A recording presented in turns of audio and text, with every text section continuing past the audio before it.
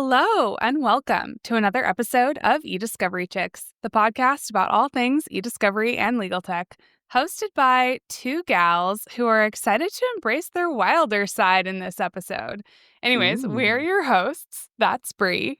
And that's Angie. And today we're talking about the Idaho murders. You know, in November 2022, there was a murder of 4 University of Idaho students in which Brian Koberger, a PhD criminology student at Washington State University, was eventually arrested and charged. But before we get to that topic, my goodness, Angie, I'm so excited. Allison Dowd and Jennifer Salvadori stopped by with the Techno Security Conference. So, hey, ladies, it's nice to have you. Hi, how are Good you? to be here. Great. Well, I was hoping that you could tell us a little bit about the Techno Security Conference because Angie and I have spoken there in the past, and I've spoken for this will be my 3rd year to speak at the conference, and I'm so excited. We've got Techno West and Techno East. Talk to us a little bit about what the conference is. Well, I'll get started and dive right into that. For those of you that don't know, this is our 26th year. Hard to believe. Allison and I have been around for almost 10 years now. But the conference was started by a couple of 3-letter agency guys. Most people remember it from being Techno Myrtle Beach. Happens every year, first week of June. And the focus was originally computer forensics. And when cell phones came out, had a big shift over to the mobile forensic side. And we blended in a little cyber, 5-6 years ago. And then most recently, eDiscovery, which has brought us to you now. So. Yay. And we're so glad that you decided to incorporate eDiscovery. Otherwise, Bree and I wouldn't be enmeshed with you all right now, and you're too much fun for that. We do like to have fun. We work hard, play hard, I think you know. Yes. Always have a good time with you ladies. Okay, so can you tell us a little bit more about what are the topics that get discussed at Techno East and Techno West, and what can folks who attend the conference expect to learn? Yeah, I'll take that one, Jen. Yeah, so Techno East, we have over 120 sessions, and Techno East takes place just in a few weeks, June 3rd through the 5th in Wilmington, North Carolina. Techno West is in October 27th through the 29th out in San Diego. But on Techno East, like I said, we have 120 topics, and we have a dedicated eDiscovery track. And some of the topics there talking about deepfakes, hyperlinked documents. Obviously, there's a lot of talk about AI. And then we have a couple sessions on mobile forensic tools for eDiscovery. So a lot of interesting topics, talking about new tools that work for eDiscovery and digital forensics, and just a great array of speakers that are coming there to speak like you all. Well, I'm excited to be there at Techno East. I mean, that's going to be a great week. I was there the last couple of years, and it's always a fun time gathering with a lot of forensic people, but also eDiscovery, like you said. There's also legal ops, like you said. What made you guys excited to include eDiscovery along with the traditional forensics conference? What was the reason for that? I would say the overlap. I mean, there's so much overlap in technologies and the things that you do, the data carving, keyword search, metadata analytics, now, of course, AI.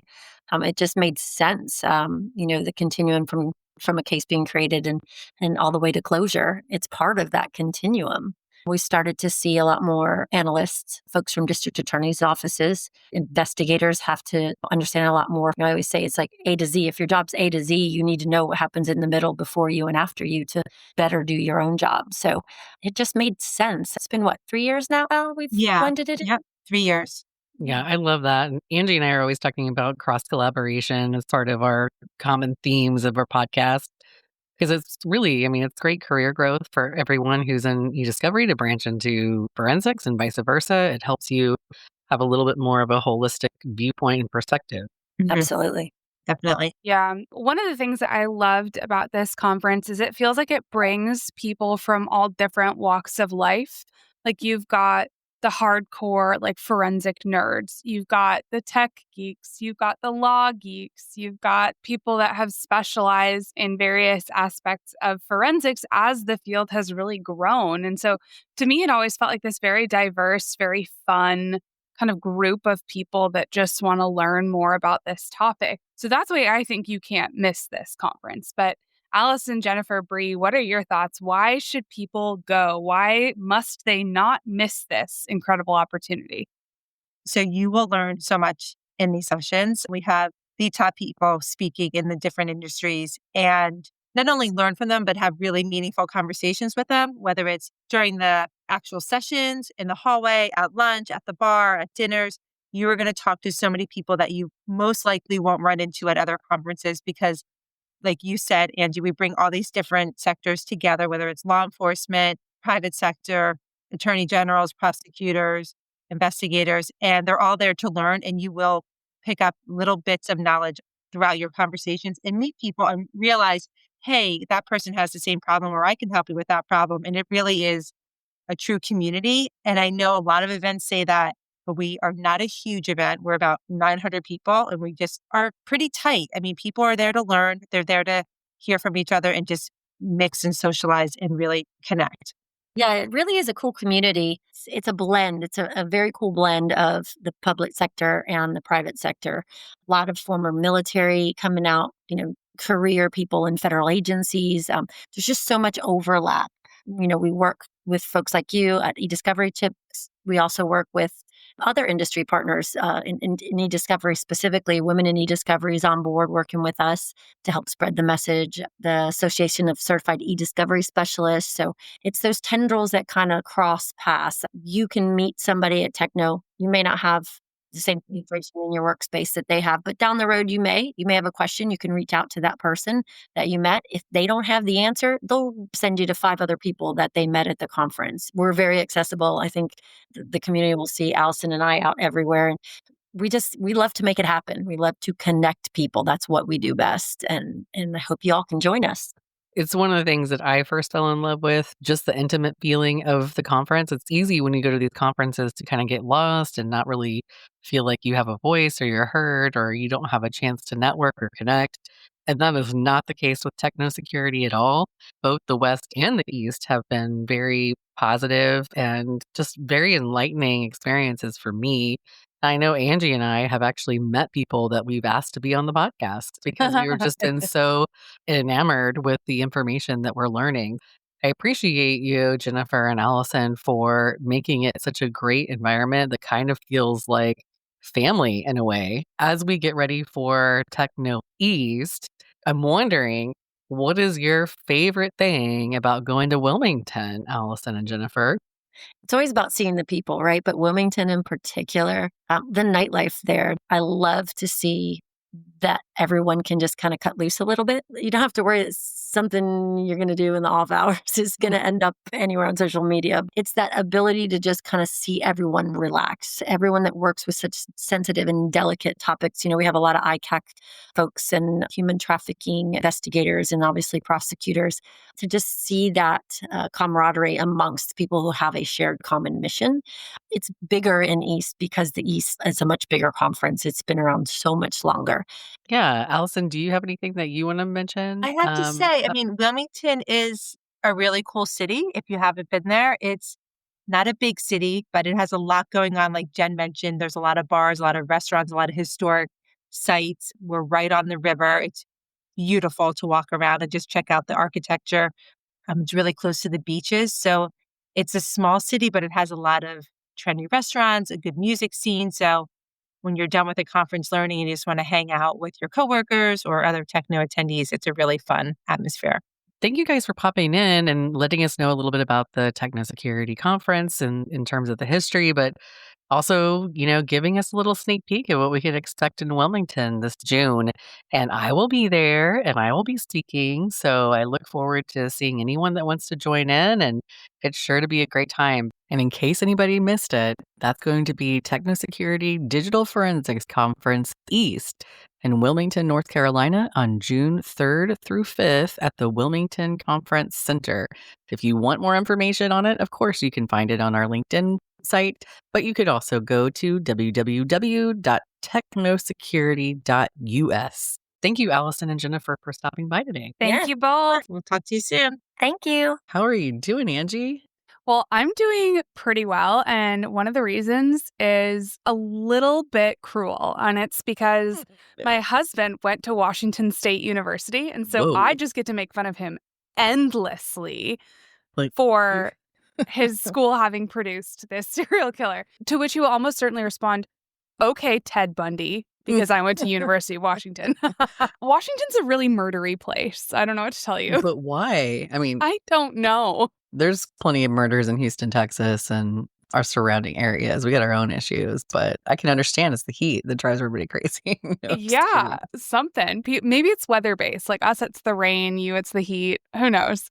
I don't know. Well, I'm excited that we're revisiting our foul play series. If you've been following along earlier this year, we started some subject matter that's more it's more criminal. It's a more forensic than what we've done in the past, but truly these topics do have a lot to do with eDiscovery, and so we hope to explore that today. But Angie, there was a poll on the eDiscovery Chicks LinkedIn recently asking if we should continue these or stick to what we know. I'm sorry. I did draft it that way. That was really self deprecating of me. I was like, that's rude. It was me. I was rude to myself.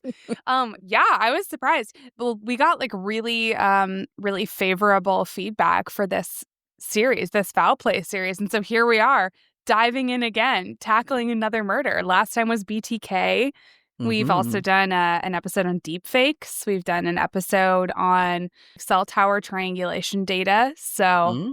we're just forging ahead. Yeah. And as much as people might want to quote unquote stick to what you know, there is a lot of overlapping resources and tools and overlapping workflows that go into this. So I think it's very relevant. So we'll see. I think it was like 88% said to keep going. And then there was like the 12 little whiners. No, I'm just kidding. I love that you keep shitting on these, like you keep dunking on these people, but I'm the one who wrote the poll that way. You did it to us. They're like, oh, this seems like a cool option. Like, you fell into the trap, bros. Like, you're I supposed to know. all say, no, I'm just kidding.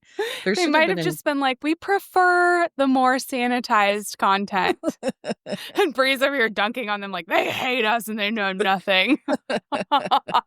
I'm just happy that somebody cared enough to answer our poll, whether I like the response or not. It was very nice to get some feedback. So that's what I should say. Um, Too. I'll say that today, before we go any further, there is a trigger warning. This episode will contain brief allusions to and descriptions of murder and violence. If these topics are disturbing to you, we encourage you to exercise your best judgment about whether this is the right episode for you. So, the case. Here's what happened. In the early hours of November 13th, 2022, in the quiet college town of Moscow, Idaho. Now, I know that's confusing because we mentioned Washington State University before, but those two are actually very close, I think like 10 miles apart.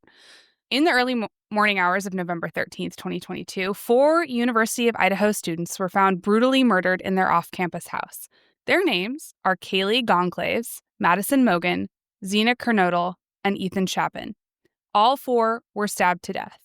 Now, these murders were shocking not only for their brutality, but also for the apparent lack of motive, the lack of eyewitnesses, the lack of a murder weapon, and the total lack of immediate suspects. So let's talk about this house that they lived in. This was a 3-story, 6-bedroom home, and on the night of the murders, 6 people were there. The 4 victims plus 2 survivors. The 2 survivors' rooms were in the basement. 2 of the victims were on the 2nd floor, and 2 were on the 3rd floor. This house is located in what is considered to be a safe and close-knit community, so a community that quickly became the center of a national media frenzy after this horrendous event took place. Now, law enforcement was initially stumped, even though they were inundated with a deluge of tips, speculation, and public pressure. And the case stalled at first. Now, again, this is partly because there was no apparent motive or any eyewitnesses or any suspects. But in late December, so just over a month after the murders, police announced the arrest of Brian Koberger, a 28-year-old criminology and criminal justice PhD student at Washington State University, or Wazoo, if you want to talk shit. So turns out Koberger just lived just 10 miles from the crime scene, and in a super creepy twist, he'd been attending classes and lectures about criminal behavior during the manhunt. And here's the eDiscovery part. It wasn't a confession that did Koberger in or even his suspicious behavior. It was actually a digital trail. And one more thing before you jump in, Bree. I am sorry in advance for all the shit talking I do to Wazoo. I can't help it. You're my rival school. You're lovely people, except for Koberger, who is not. But I married one, so I feel like that gives me a little bit of a Little street cred. Well, and I'm just gonna say, you guys, if you're gonna get mad, please get mad at Angie because I have no skin in this game. If we start talking about Texas, then my little Texas Aggie self will speak right on up. But I Oh, have no skin in this game. I have skin in every Apple Cup game. Other than that, I don't care about football. But Apple Cup, I care about. Oh my goodness! I don't even know Anyways, what Apple Cup is, but it that's sounds the like a really good drink. yeah. I don't know about that. It's the rivalry football game every year. So that's the one day a year I care about football. Okay. Well, back to the task at hand. This case has become a blueprint for how digital evidence and eDiscovery principles are used in criminal investigations. Specifically, cell phone geolocation data to track movement and patterns, search history and internet activity to infer intent and surveillance video and license plate readers to map physical presence, and chain of custody may or may not be my favorite topic, digital records for DNA and forensic evidence.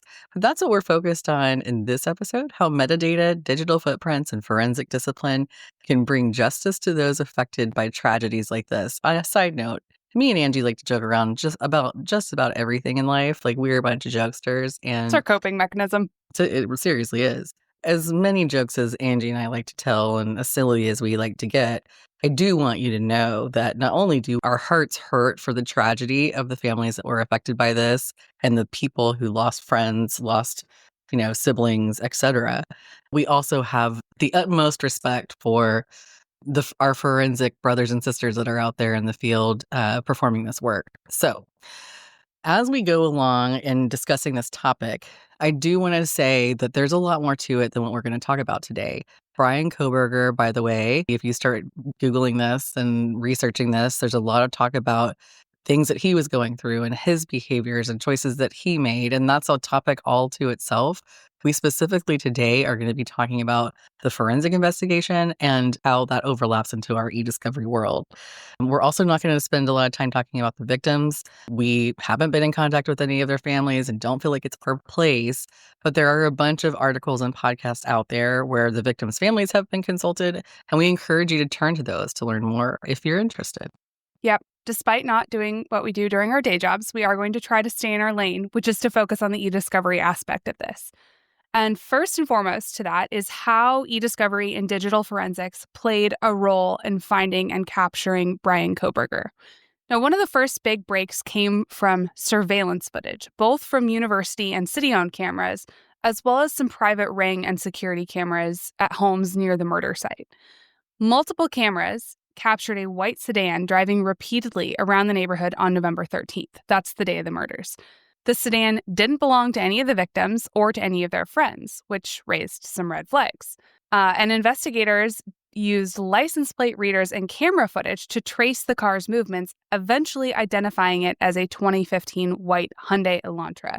Now, at this point, they still didn't have a suspect, but the car became a central lead. Investigators ran a broad search through DMV records in Idaho and Washington. Moscow is close to Washington, by the way, for a white Hyundai Elantra registered to males of a certain age group. Now, y'all are going to be like, well, I'm never going to be looking at any DMV records. You don't know. When I was a paralegal and I used to do investigations, we absolutely looked at records all the time because we're looking for people and places, and we're trying to figure out where they are in jurisdictions. We may have to serve them with a lawsuit. We may have to serve them with a subpoena. We may want to know what they're really up to. All of those investigations that you do, this is the kind of activity that we're talking about. We're searching through the DMV, the public records, and we're trying to find little tips that will kind of lead us on a trail. One fact will lead us to the next, to the next, to the next, until we find what we're looking for. And All right, that's why I always keep the wrong address on my driver's license, just in case someone comes looking for me. They're going to wind up at my old house. I'm like, what I'm address kidding. do you have? For all my clandestine activities. But that's when Brian Koberger's name surfaced, is through those DMV records. He owned a 2015 white Hyundai Elantra registered in Pennsylvania, but garaged near Pullman, Washington, at Washington State University. Investigators then cross-referenced university databases and learned that Koberger was a PhD student at WSU. So we got some little flags on Mr. Koberger at this point. Next up, law enforcement pivoted to cellular forensics. So once Koberger became a person of interest, investigators turned to his phone. And this is really a staple of modern e-discovery in both civil and criminal matters. And here, in this case, the goal was to create a pattern of life map, where his phone had been, when, and how often. That's right. And so the first thing that had to happen is you had to secure the data from the cell phone provider. Law enforcement in this case secured a warrant, which they served on Koberger's cell provider.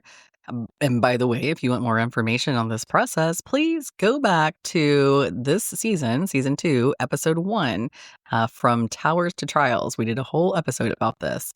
The cell provider turned over the Koberger's historical call detail records and cell site location information. These records show which towers a phone connects to at specific times, allowing investigators to estimate a person's location. Yep, and here, this is what they found. Koberger's phone had connected to towers near the victim's house on at least 12 occasions before the murders. Most of these visits happened late at night or early in the morning.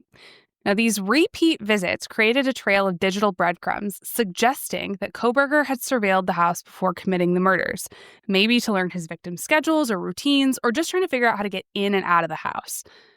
This geolocation pattern is called a pre-crime behavioral profile. Now, on the night of the murders, Koberger's phone was turned off, maybe in airplane mode or otherwise disabled, from 2:47 a.m. until 4:48 a.m. And guess what else happened during that time? Dun, dun, dun. Murders. Now, investigators interpreted this as a deliberate attempt to prevent tracking, a move that, ironically, became more suspicious than if the phone had just been on the whole time. This is also a great example about how the absence of data is data. It's like the dog that didn't bark. The phone had never gone dark like that before, not in the months or in the records that they examined. Now, after the murders, his phone reconnected to cell towers along a route heading back to Pullman, Washington, where he lived. All right, so let's talk about strategy and a couple of the techniques and theories that all came together to make this happen. Number 1, the investigators took the cell phone site location data that they received and they laid it over a map of known surveillance footage and vehicle movements. So they're kind of taking multiple pieces of information to create this triangulation that helped them corroborate multiple lines of evidence. Koberger's phone and car were in the same places at the same time before and after the crime. Coincidence? I think not. His patterns deviated from normal on the night of the murders. That's something that we need to keep in mind, looking for things that are abnormal. This also helps when we're doing internal investigations, like, I don't know, in a corporation. But these deviations were behaviorally meaningful. The proximity to the scene, the digital disappearance during the crime, and the retreat afterwards. They all seem super sus. This is a textbook example of pattern of life analysis where digital movements establish things like routine behavior, anomalies, support for inference of knowledge or intent. And so I want to take a moment here to talk about direct versus circumstantial evidence. Because in criminal cases, you have two types of evidence, direct and circumstantial. An example of direct evidence is an eyewitness saying something like, I saw so-and-so at the murder scene at 3:30 a.m. Circumstantial evidence, on the other hand, is a little bit more oblique. For example, Koberger's phone didn't ping off any towers during the murders, which differs from his normal behavior pattern. And one thing I want to flag about this is the law weights direct and circumstantial evidence equally, meaning juries are instructed to give equal weight to those two different types of evidence. And cell site data is a circumstantial data powerhouse because when it's tied to timestamps, location, and other surrounding facts, it can build a narrative of premeditation. Think about how his cell phone pinged near the murder site about a dozen times beforehand. Prosecutors can use that to argue that the frequent visits to the house show more than coincidence. And we couple that with his phone going dark at exactly the right time, which can be presented as consciousness of guilt, a way to avoid detection. That actually backfired here. Now, in cases with no eyewitnesses and no confessions, so this case, this circumstantial data can become the spine of a prosecution's case, and it can be used to show things like intent and also used to rebut innocent explanations. So let's talk about internet search history and its digital footprint. This is something that, of course, relates to this case, but if you are in a corporation and you're doing internal investigations, these are some ideas and concepts that you would want to be familiar with. So, what happened next? Investigators then turned to Koberger's digital footprint, specifically his search history, browsing patterns, and social media activity. They subpoenaed his search engine data, browser history, and social media records. Why? Well, because it can reveal what the target is thinking, the victims, the crime scene, and the act of committing a crime. So, search engine data for an individual is collected from platforms like Google or Bing. If you're in a corporation, you might have something like a Zscaler or other type of web logs that also have this information.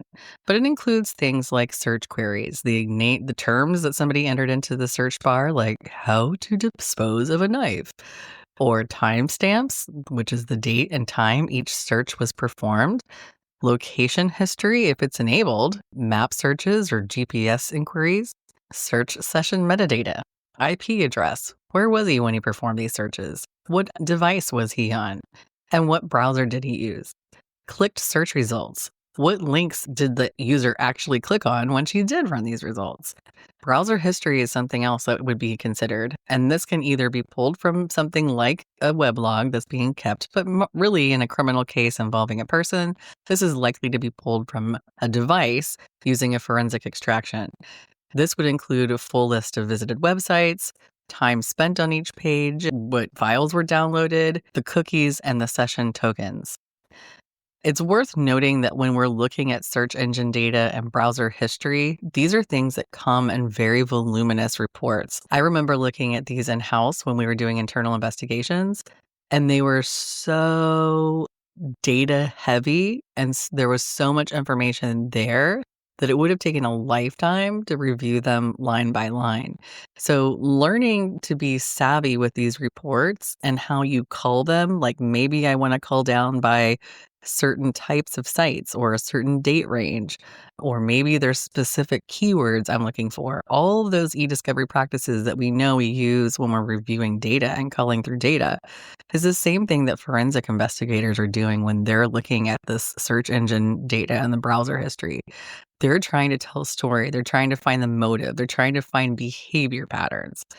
All right. So one other thing that was also reviewed was social media records. These came from platforms like Meta, Instagram, Snapchat, TikTok, or it could be a device extraction again.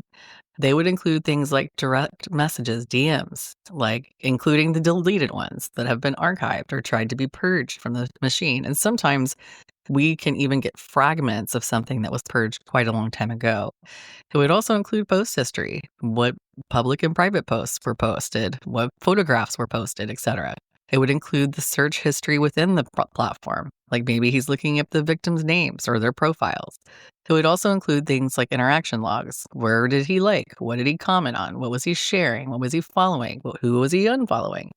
Basically, investigators are looking at what Koberger searched for, what he read, who he messaged, and what he clicked on, what he deleted, all in conjunction with the timestamps, the geolocation data, etc. This is why I say that AI is not going to replace humans, because the analysis here that's required is quite sophisticated. We've got to look at multiple different places where we're receiving information and pull it all together to tell a story. And since this case is ongoing, some filings are still under seal, which means we can't access them. They're not publicly accessible. But prosecutors have hinted that Koberger searched the internet for information about the victims and their house. So, think about that. Like, he could have been Googling the layout of the house, looking at victims' social media pages, things like that. And why this matters legally is because it all goes to intent. In a first-degree murder case, the prosecution has to prove intent. And what you do online, what you look up, what you read, what you watch, what you click on, can speak to your state of mind, i.e., your intent. If a suspect is researching how to commit a crime, is tracking a victim, etc., it can show that the crime was planned or deliberated or targeted. And this is where eDiscovery becomes so much more than just file collection, because it's about reconstructing someone's mental process. Metadata establishes a timeline. Timestamps from search history are essential when you're doing these types of investigations. It's not just what he searched, but when. Was he looking up the victims months before the crime? Was he researching police investigative techniques? Metadata allows investigators to sequence digital behavior alongside physical movement, match specific searches to moments when his phone pinged near the victim's house. Spot escalation? Did the searches become more violent or obsessive over time? And also start turning that flat data set that I'm talking about into a narrative. Was there a progression from curiosity to action? All right, so let's talk about what digital evidence will probably prove pivotal in this case. First up, Amazon purchase history. In March 2022, so about 8 months before the murders, Koberger bought a knife on Amazon. Now, I have Googled how you're supposed to pronounce this knife. I don't know a lot about knives, so I went to Google. It is either Ka-bar or K-bar. It's some sort of combat knife and a sheath. K-bar. But K-bar? Okay. I think that's right. But I'm Yeah, not there were a lot of people on the internet being like, how do you pronounce this? And not a lot of definitive answers. So, okay. So he bought this combat knife and a sheath to go with it. Now, investigators learned this by targeting Koberger's click activity on Amazon, and specifically click activity related to knives and accessories. Remember, the victims were stabbed. Investigators actually found a knife sheath at the crime scene, and wouldn't you know it, it matched the one Koberger bought on Amazon. And then he does the genius move of the post-murder selfie. I mean, who Why? wouldn't? If it's not on the gram, it didn't happen. Oh my God. At 10:31 a.m. on November 13th, just hours after the murders, Hoberg took a selfie in which he's smiling and giving a thumbs up. Ugh. The surviving roommate describes the intruder as having bushy eyebrows, a feature that was evident in Koberg's selfie. One thing I want to flag is something about legal proceedings and admissibility, because the court has denied motions in this case. We haven't had a trial yet. We'll get to that in the end of this episode. But the court has denied various motions to suppress this digital evidence, specifically the evidence gathered from Koberger's Amazon, Google, and Apple accounts, which means it's probably coming in a trial, assuming this case goes to trial. DNA and forensic correlation. One of the most consequential pieces of evidence in this case was a tan leather knife sheath left behind at the crime scene, like Angie just mentioned. It was branded with the U.S. Marine Corps insignia and matched the style used to carry a K-bar, we're going to go with that pronunciation, combat knife. Don't at us. Yeah, We're trying. please. And don't tell me to stick to my day job, okay? Because I know K-bar knives are not involved, okay? But touch DNA. So forensic analysts recovered a single male DNA profile from the snap button of the sheath, a part probably touched during weapon use or holstering. DNA didn't match anyone in the CODIS database, which is a national DNA database, so they weren't able to immediately identify a suspect. But it was preserved, i.e. extracted, digitized, and stored with metadata for further comparison. It's worth noting that even when someone's DNA doesn't immediately lead investigators directly to a suspect, it can be super valuable corroborating evidence down the road. And here, that's exactly what happened. Investigators used a public DNA database to run a familial search. From that search, they identified distant relatives of the unknown DNA profile, and then using family tree analysis and cross-referencing with other records like DMV and university records, they narrowed their search to Brian Koberger. Fun fact, this is actually the same method that helped catch the Golden State Killer. But anyway, from there, once they kind of narrowed their search to Brian Koberger, law enforcement had to confirm the match. And so they did a trash pull at Koberger's parents' house in Pennsylvania, where they collected discarded items like tissues or napkins, things like that. Then they extracted DNA from Koberger's dad, which matched the unknown DNA on the sheath with 99.9998% certainty. Now, once Koberger was arrested, a cheek swab confirmed that his DNA was the source of the profile on that snap. So DNA isn't eDiscovery in the traditional sense. We get that. But let's talk about my favorite eDiscovery concept. It's chain of custody time. So in handling the DNA, we have to keep in mind several things that are very similar to what you probably heard me talk maybe ad nauseum about in the past regarding chain of custody. From the moment it's collected, it's heavily dependent on digital records and metadata. So chain of custody logs every moment of the knife sheath swab, and the resulting DNA sample is tracked in a digital evidence management system. Systems timestamp every handoff, every analysis, and every custody transfer. Any gap or inconsistency in these logs can lead to evidence being challenged or excluded. otherwise known as admissibility issues. Whoop, which is my favorite soapbox. So instrumentation metadata. Forensic tools generate automatic logs of date and time of each test run, calibration records, sample barcodes, technician IDs, etc. Logs ensure that results are repeatable, reliable, and admissible in court. Another type of evidence, laboratory information management systems. These track things like sample intake, storage location, like, freezer inventory, testing workflow and result reporting, quality control checks, and flagging of anomalies. Basically, the forensic version of eDiscovery review platforms, structured, audible, and metadata rich. Chain of custody is the bridge between physical evidence and digital trust. Data generated behind the scenes, like timestamps, logs, user IDs. That's what makes DNA results admissible and credible. Exactly. So let's talk about where the case stands today. Trial is currently scheduled for August 11th, 2025 in Boise, Idaho. Now, it's Boise, not Moscow, where the murders happened because the defense team was concerned about the potential local biases in Moscow.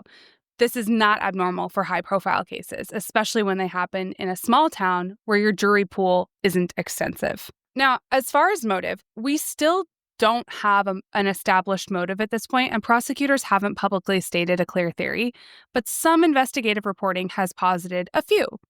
The first one is obsession and voyeurism. Koberger reportedly had an intense academic interest in the psychology of crime, including how criminals think, act, and avoid detection.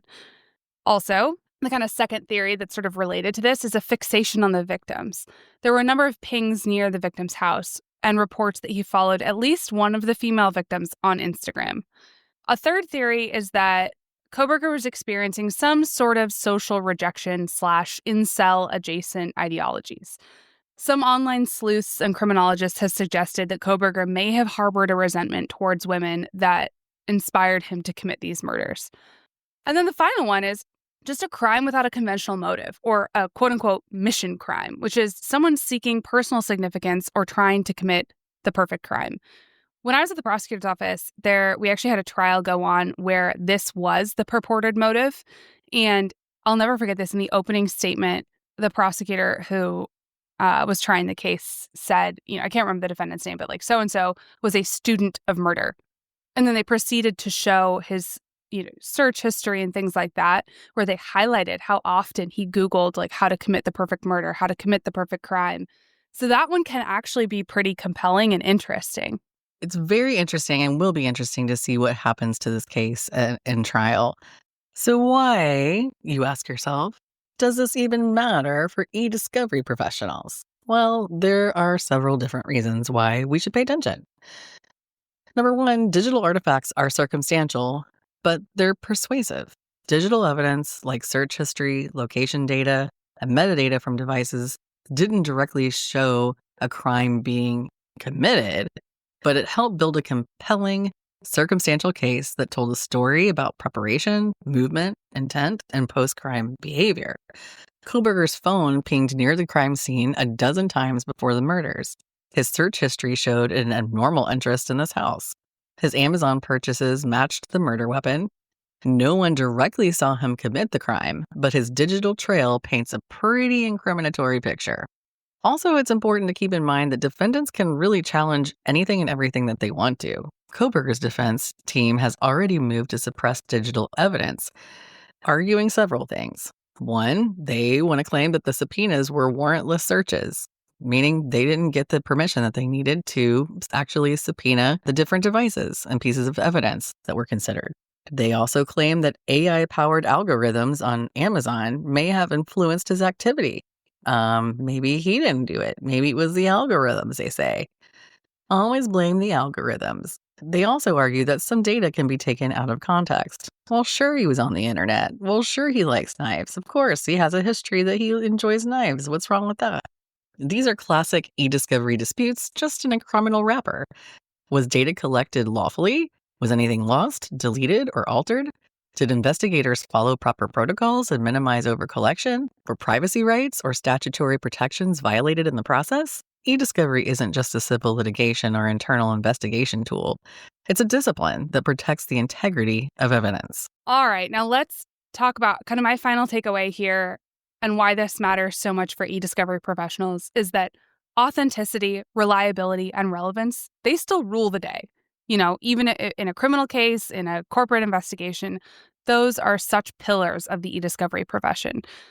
And that's because for evidence, including digital evidence and metadata, to be admitted in court, it must pass basic evidentiary thresholds. It has to be authentic. We have to be able to prove that this data is what it purports to be. It has to be reliable. You have to show that it was collected in a forensically sound manner and with appropriate tools and protocols. And it has to be relevant. It has to have a tendency to make a fact more or less probable. In this case, each layer of it, from the DNA sample to the phone data on the Amazon clickstream, had to be supported by metadata, logs, and chain of custody reports. And that's really where the eDiscovery professionals shine, ensuring that data is preserved, collected, and produced in ways that withstand judicial scrutiny so that we can catch killers like Koberger and bring justice to those victims. Amen, sister. Whoop! All right, I think that brings us to the end of our episode. Thank you so much for joining us on eDiscovery Chicks. We hope you learned something new, felt empowered, or just had some fun along the way. And don't forget to join the flock by following us on LinkedIn and Instagram, and check out our website, eDiscoveryChicks.com. If you loved this episode, share it with your network, leave us a review, or tag us on your socials with your favorite takeaway. And don't forget to subscribe wherever you get your podcasts so you never miss an episode.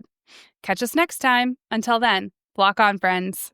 The views we've expressed today are the eDiscovery Chicks views and don't necessarily represent the views of our employers, partners, or clients. This podcast is available solely for educational purposes to provide general information about eDiscovery principles and not to provide legal advice to any specific situation. It's not a substitute for legal advice from a lawyer you've retained and who has agreed to represent you.